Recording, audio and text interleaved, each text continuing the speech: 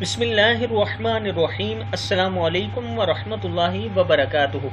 عابد راجہ channel کی طرف سے آج میں اپنے دوستوں کو رسول اللہ صلی اللہ علیہ وآلہ وسلم کا فرمان بتاؤں گا۔ اس سے پہلے میں اپنے تمام دوستوں سے گزارش کروں گا کہ اس ویڈیو کو آپ نے آگے ضرور شیئر کرنا ہے۔ تو شروع کرتے ہیں۔ بسم اللہ الرحمن الرحیم۔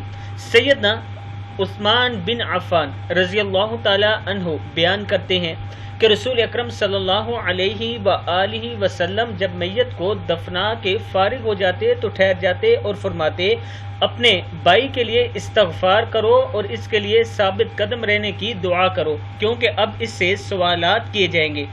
دعا کیا تھی؟ اللہم اغفر لہ، اللہم ثبتہ، اللہم اغفر لہ، اللہم ثبت ہو، اے اللہ بخش دے اسے، اے اللہ ثابت قدم رکھ اسے۔ کتاب کا حوالہ یہ نیچے موجود ہے، آپ دیکھ سکتے ہیں۔ اس ویڈیو کو آگے ضرور شیئر کرنا ہے اور اس پر ضرور عمل کریں۔ السلام علیکم ورحمۃ اللہ وبرکاتہ۔